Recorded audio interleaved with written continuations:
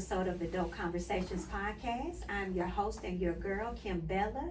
You will not believe who my guest is today.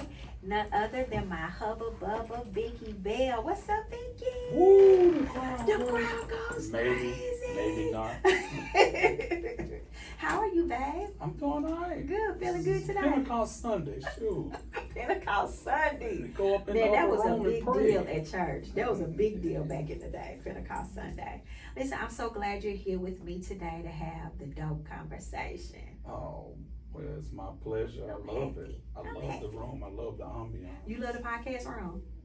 You always make it come to life. You better believe that.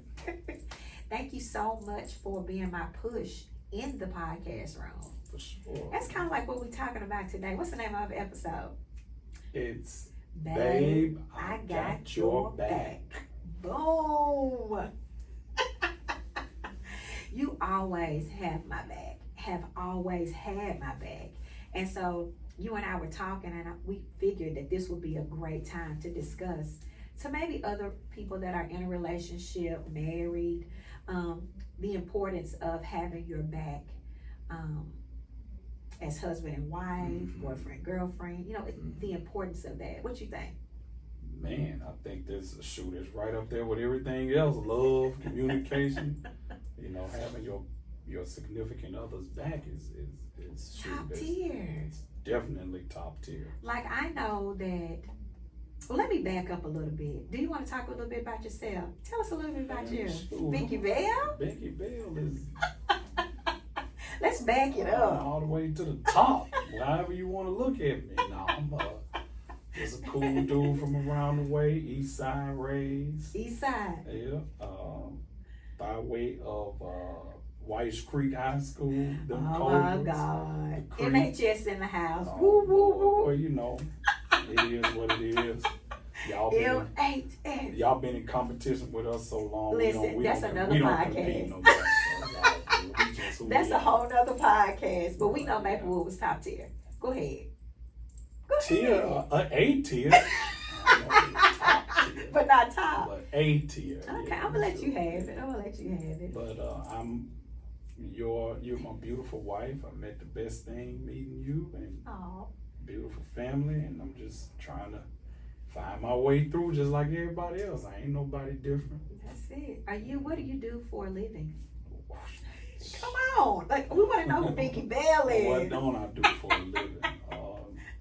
I guess our entrepreneurship run. What I do for a living is make my wife smile. That's what I try to do for a living. That's so sweet. But trying to be an event venue owner. And, yes. What's the name of the event, honey? We got Rock the Bells. Give us a call. Rock the Bells Event Center, 768 Madison Square. There you and go. B2 Events, which is also a lovely space, open space, plenty of parking, both kind of kitchens. Holler at us. Yeah. We got some specials actually right now, so holler as soon as you can. Yes. What number can they call you at, honey? Oh man, put my number on the podcast. Come If on. you look us up, just look us up. You're not gonna put the number out there? No. Okay, we're gonna leave it alone. You gotta Well, find listen. us on the website. Listen, so we got Rock the Bells, event B2 space, events. B2 Events. Bella Studios. Rock the Bells recently got a facelift, didn't they? Yes. A lot of people are happy with it too. It's beautiful. By way of J and Cole. What is it? Chloe, Jordan and Cole. She gonna kill us. We messed the name up. I think it's J and Cole. J and Cole, aka Chloe. Yeah. J and Cole. What is it? Contractors. Her business construction team. They all came in and did a facelift on Rock the Bells. And if you haven't come by, had a party, participated in an event, if you hadn't seen it yet, it is the bomb. Yeah. I love it. Definitely I a love facelift it. for the. Shout out to you, Chloe. We love you. Yeah, Florence Jordan. Florence Jordan. Need any That's kind it. of contract work, give her a call or reach out to us. We'll make sure we get you in contact with her. Yes. All right, so we got all that in, so we know who you are.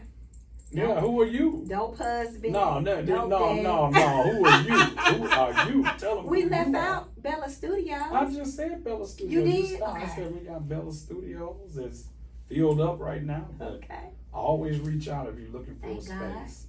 This beautiful podcast room is in Bella Studios. That's dope. And also, y'all might see me out here delivering packages and all kind of stuff. I got vans.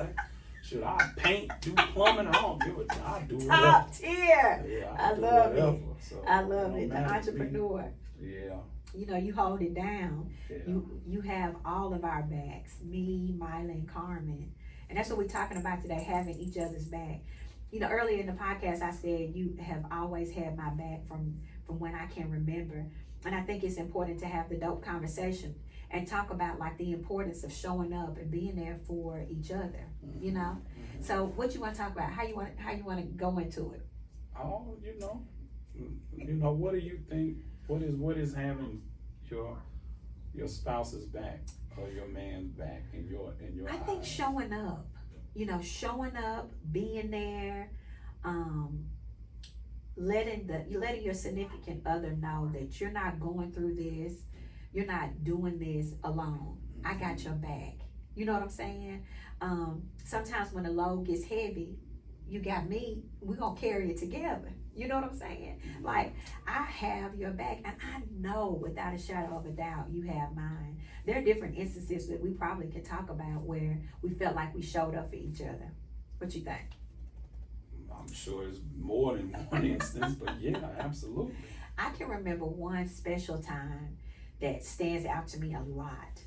I'm gonna paint the picture a little bit, and then you could give your story too, but here go mine. Yeah, okay. Listening. The world is watching. So I remember going to the doctor. I hadn't been to the doctor since COVID. I remember going to the doctor, just what I thought was a regular checkup, right?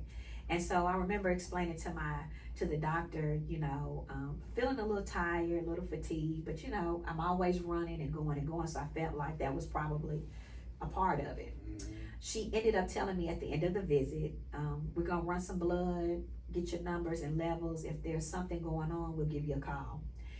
I never go to the doctor and get a call.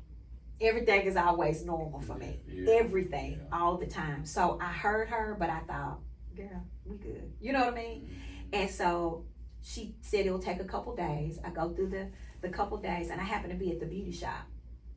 And I remember looking down at my phone, and that number popped up, and I was like, in my mind, I thought, she said if something's wrong, she's gonna call. And so I thought, hello? And so she went into the spiel about what was going on with me, and she ended up saying, you have diabetes. And I thought, what? You know, I'm going on with her. And she was like, not only diabetes, but you have high cholesterol. And I'm just sitting there like, and so I had to mask my face and just cover up everything sitting in the beauty shop because I was up under the dryer and everybody was around. Mm-hmm. And I remember in my mind saying, I was listening to her and, you know, trying to make light of it. And the more I tried to make light of it, the more she was pressing me about how serious this is. Like, you got to get your life together. Mm-hmm. Like, do you want to live or die? That's what she told me. Mm-hmm. So you're going to have to get your life together. And I thought, and immediately my eyes started to water up and I thought, you're the first person I thought of. Like, if I could just get to Papa. That's what I call him, y'all, Papa. But anyway, if I could just get to him, like if I can call him and tell him what's going on. So I remember going through the whole thing with getting my hair curled and I remember getting in the car and I wasn't in the car 2 minutes. I pulled out of the parking lot and I called you immediately and I had to pull over because I was so upset. And I told you, babe, the doctor called me and she told me I have diabetes and high cholesterol. And I was just wailing and crying. And you was just like, what? Well, babe, calm down. And you know what you told me? Do you remember what you said? I think, but you said, babe, if you got diabetes, I got diabetes. If you got high cholesterol, I got high cholesterol. Like, we're gonna go through this together. I got you. We're gonna do this together. And I thought, okay. I remember like feeling like everything is gonna be okay. You know, whatever it is that I'm dealing with. And we had to go to the nutritionist so I can learn how to eat or try to eat properly. And you were right there with me at that appointment. You sat right there. We went through that journey. and we still go through it together. You know, you helped me, and you had my bag. You didn't say, well, girl, you got to get yourself together. Shoot. That's what the doctor said. Take your medicine, do what you got to. You know, you didn't say that. You was just like, babe, if you got it, I got it. And I was thinking about that this morning. I thought, he had my bag. Like a million other times, but that was one time that I felt like I could do it because you were right there with me. Oh, and you know, I would think everybody should be like that. Yeah. I would think you would tell me or do the same thing for me. You know that. Yeah. Because you've been there for me so much. So I'm glad that's been a thing that helped you. Yeah, you having my back in there helped me be able to cope with it a whole lot better. Yeah. You know? Well, so, well, as far as me, for you, that's gonna always be. You know, we riding all the way through it till together. The wheels fall out. And even if it's like one wheel, like I'm on the back of it. Yeah. One wheel and a prayer. That's it. In the heat, sweating. You take your shirt off, I keep mine on, whatever. But so that's That's pretty but good. I'm glad that we working and walking together. A time that I can remember is I felt like God was moving me from corporate, you know, because we was running a lot of different stuff, and I was trying to do a whole bunch of different things, but things weren't just sitting well with me too much at my job. Wasn't that I didn't like my job, didn't like my coworkers. It was actually a good job that treated me very well.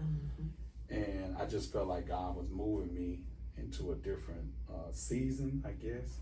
I don't want to sound preachy, but I do know that God speaks to me and shows me different things. So I try to be obedient as much as I can. But, you know, leaving corporate when that's all you know, you've always tried to find a job. You've always, you know what I'm saying, got a W-2 to file at the end of the year. It's just kind of normal. You don't have to worry about nothing. You just go to work, you do your job, and you come home. You do what they ask you, and they tell you when you can get off, when you can't. You wait on your raises, and that's fine. That's good. But it was just, I just felt God transitioning me, and I was thinking, man, you know, leaving corporate, you know, you talking about insurance, you talking about a steady paycheck, you talking about, you know, vacations, you know, just things. Yeah. And when you have children and a wife, as a man, it makes you a little hesitant. And it probably makes anybody a little hesitant to leave corporate and go for yourself. Yeah. And I can remember I just came home and was like, thought about just talking to you about it, because I was actually thinking you might be like, well, babe, you want to make sure we making enough. You know, I'm not even that, like you was gonna try to deter me, but I thought it was gonna be a little bit of, well, what do you think about this? Do we got enough say? You know, I thought maybe we would just have more of a discussion. And I told you, you know, I think God is, you know, I'm getting ready to go into my own and try to make it for us on our own. And you said, what you waiting on? You know, no pushback. You was like, I've been waiting on you to, you know, to come and do what you need to do, pretty much. I can't remember exactly what you said verbatim, but that right there gave me like a power boost. Like, oh man, my wife right there with me. And then you was like, you know, if it don't work, I do remember you telling me the worst case scenario, you go back to work. Gotta go back. That's it. You know, I'm like, yeah, that's the worst case scenario is I gotta go back to work. So I was like, man, and I had already know that God was telling me, you know, like, you put that same amount of time that you put into a job and take all the things that you grasp from that corporate world, you're gonna be okay. And I remember. That was 4 years later. Yeah, that's been 4 years, has it? I remember watching you, you know, corporate America, the building. Corporate America, the building. You know, just so much. I remember watching. I remember praying, saying, because let's back up. I remember wanting to come out of corporate America, and you were telling me to, like, you know, let's wait, babe. Let's try to make sure this is it. Yeah. You remember that? Yeah. And you came out of the bathroom. I was in the bed. I came out of the shower. And you were like, I think it's time. I think you can turn your notice in. And I was like, what? and you did that, you know, another time where you had my back, but I was just thinking about watching you do so much for us, and I remember praying like, God, just don't let them be overwhelmed with it. Like something's gonna have to give. Either it's gonna be corporate America or it's gonna be full dedication to our buildings. You know what I mean? And at that time we didn't even have B2 or Bellas. No. It was just Rock the Bells, and Rock the Bells was popping. You know what I mean? It was going. And I remember I didn't want that to be too much on you. And so I was just like, God, I'm just gonna wait on you, and not trying to be so spiritual, but literally I was saying, God, I just don't want him to carry so much. I want you to be able to be okay. See, what people, a lot of people got your back. You know what you just said? You was praying for me. You was thinking about me. That's having my back. Yes. A wife that loves you and prays for you, that's like got my back. It's like sometimes I'm sure your prayers come through on things that I haven't even prayed for, but you prayed for them. And I'm wondering like, dang, I got a blessing right there, but that ain't even what I was looking for. So having my back, and you got my back with God, the Almighty, that's the ultimate back. So if you can't pray for your spouse, which I pray for you often. You pray for me. Yeah, I pray for you. On. So that's like having your back. Like I've told some of my friends, I said, man, y'all know, my friends know who I am and who I've been. But like I've always told them, like, man, I pray, bro. I'm a person that goes in the closet, get on my knees. I might cry. I might, whatever the case may be. I'm praying for like, and it ain't always about things. It's just about, but you are like at the top of the list. Of course, you and my girls, but so I think that's the ultimate got your back. Praying. And let's be a little transparent. We've always had each other's back, but you used to be out a little bit and, go out at night and come home. It'd be the next day.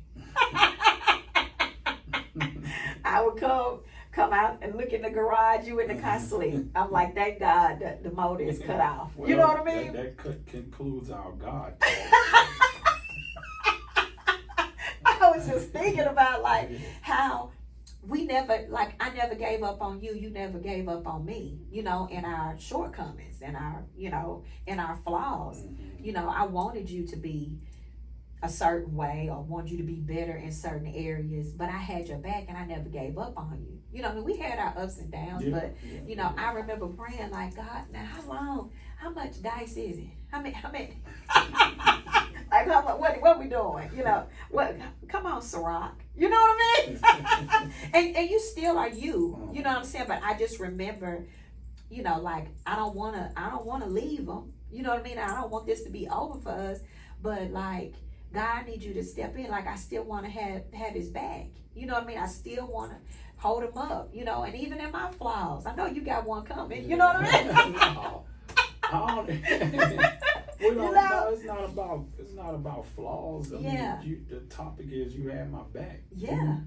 You saw more in me than what I was displaying. You know what I mean? So I gotta commend you for that.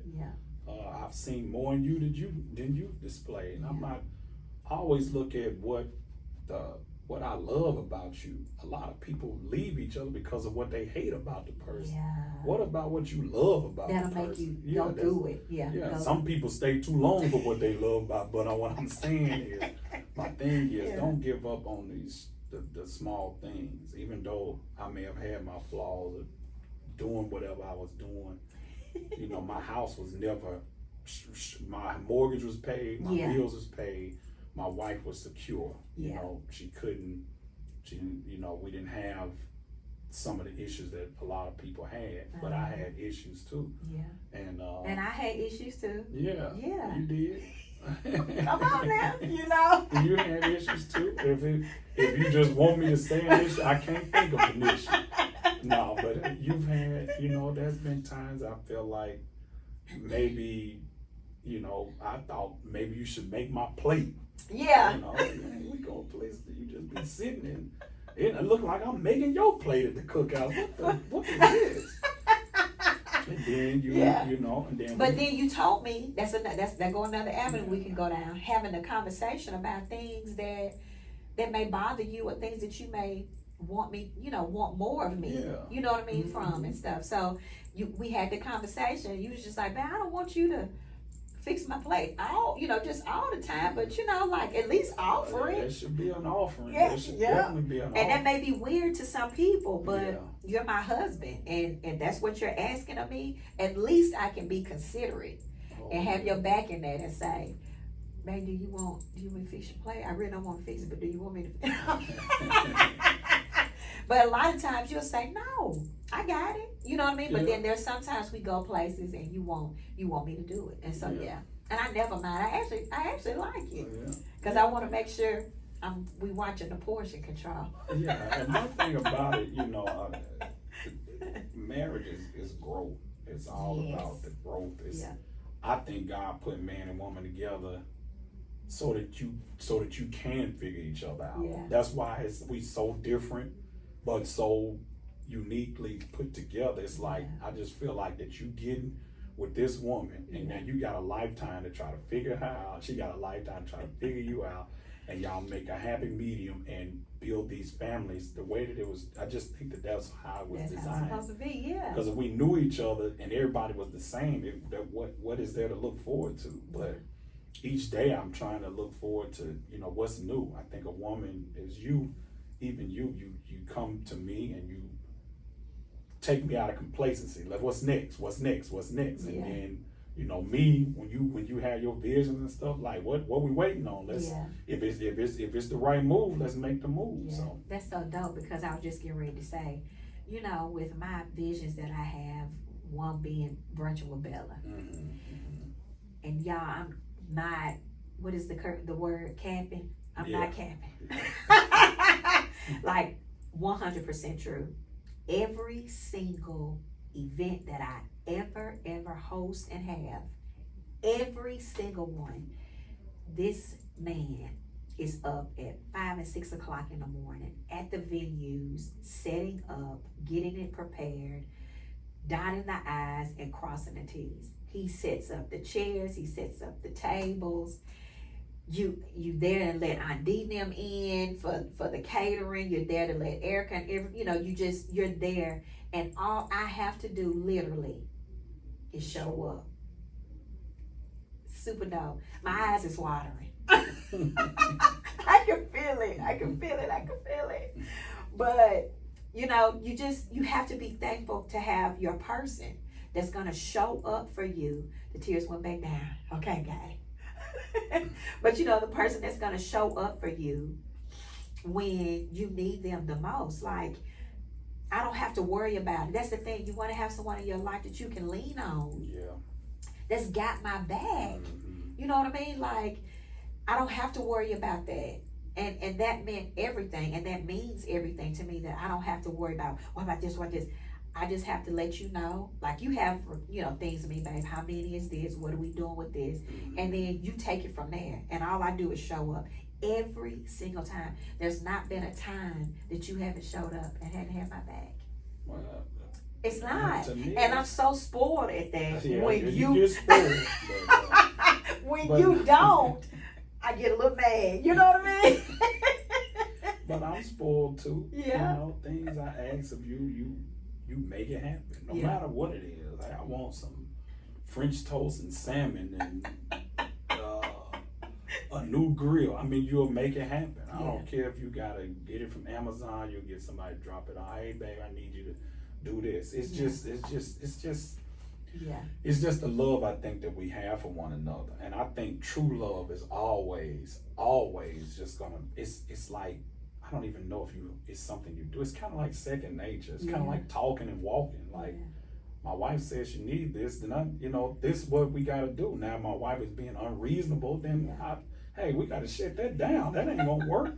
But if I just can't see you being there by yourself. That's a lot. Yeah. You're already carrying the weight of different women's emotions and God putting things on your heart. It's a lot. I don't think people realize how much you do. And believe it or not, you got all those people. You don't even know everybody that buys a ticket. You got all they backs. Yeah. Because you putting stuff together. You putting you know, all this stuff together to try to make an impact. And Yeah. if you impact one, that's your goal. And I gotta make sure that you reach that goal. You see what I'm saying? And not only do you set up and do all of that for me. Now let me just paint the picture. I can look out in the audience. No, I want to be able to say it. Okay. You know? Yeah, I know. But you. I can always look out in the audience, and you're right there. You have my back. You know what I mean? And I don't want to take that lightly, and I don't want to take that for granted. You know what I mean? You always show up. And here's the thing. Here's another one. We gonna tussle for each other, ain't we? More than that. And let me give you another example of when you have my back. And I know sometimes guys lose it. Like when you got pregnant with Carmen, I went back to school. I worked a full-time job and went to school 4 or 5 nights a week with a new child. Yeah. You know, you had to carry a child, you had to birth a child, and you had my back. You didn't say, you don't need to be going back to school now. This is not a good time. You know, you was like, well, if that's what you need to do, and you had my back. That made me feel confident to go ahead and complete it. Yes. By the way, I only got 1 B out of 15 months I ever on the program. Well, that's just a little shout out. Okay, you just made all A's except that 1 B. The only reason I got a B because I take a trip with my boys every year, and she counted a grade against me doing some because I wasn't there. But anyway, my wife had my back. I graduated. I got a big promotion at my job. I was moving, and my wife had to, you know, when she went back to work, she had to take care of a less than 1-year-old or 1-year-old through all that time every day of the week. Because I'm leaving at 6 in the morning, getting home at 10 o'clock at night. So all beds made up, food is made, kids and ate, hair comb. It's time for bed, and she still gave time to rub my back. So I mean, what more can a man ask for? My sister was tired, though. Yeah, you know. But I had your back. All the way through it, and that was a long stretch. We're talking about instances. I'm talking about from starting in July, and then the next October. You were doing that. You did that for me. So, you know, I sent you a text the other day just telling you thank you. You did. It wasn't about I love you, but just thank you for the things that you've endured. It's just having my back. That's pretty much what I was thanking you for. Having each other's back. I think it's so important. It is so important to have conversations. If you feel like your significant other, you know, may not hold you up enough or, you know, have your back, you know, have the conversation and say, babe, I just wish you'll show up for me a little bit more in this area. You know what I'm saying, babe? And you don't have to come grudgingly or angry or anything like that, but just having the conversation to say, hey, babe, you know, I haven't been showing up for you the way I need to. You know what I mean? I want to do better. How can I do better? Like, have the conversation. Or we as women, we know when our husbands or our significant others may be stressed. Or going through something. If you're really connected, you know, and you know, do what you know to do to help with that stress. Do what you know to do to carry that load. Don't let him feel like he's by himself. Carry it. No, you may not have all the money. You may not be able to fix it financially, but you're able to say, look, this house is clean. You know what I mean? I took care of this. I did this. You less stress. Yes. Rub the back. You know what I mean? Like whatever you need to do. That's our little key word. Take care of your mate. You know what I mean? And be there and have their back in everything. This was good. It really was. And I just want to just tell people, find a way to have that conversation. Everybody's relationship is different. Find a way to come and say, hey, babe, I wish you could do this more. Find a way to accept or listen and hear. Because we've had to find a way. And sometimes we can say stuff and it goes all the way out into the ocean. And then, you know, we have to come back. But maturity comes with it. Time comes with that. But just find a way to do it. You know, we can talk to y'all. We've been in it for a while. But I just think that people have to look at their situation and find a way to have those conversations. And that's pretty much it. I love it. Look, thank you for coming on the podcast. Always. You're my person. I love you. I got your back. I hope I'm the only one you doing this to. Honey, don't start. You know. I think I want you to come back for part 2. We have a part two. What you think? Because it's more stuff. There's way more stuff. Yeah. We need to talk about when is the right time. When is the right time? For all things. Relationships, sex, money, all marriage, when is the proposal, right time? When is the right time? When is the right time? I love that. I love it. Well, thank you for being on the podcast today, babe. Well, I appreciate it. I hope I can be on here much more. Guess how much I love you? Oh, that's big. Big. Real big. Big. Okay. I love you so much. I love you too, baby. Thank you all for listening and tuning in today. And guess what? I love y'all big too. Bye.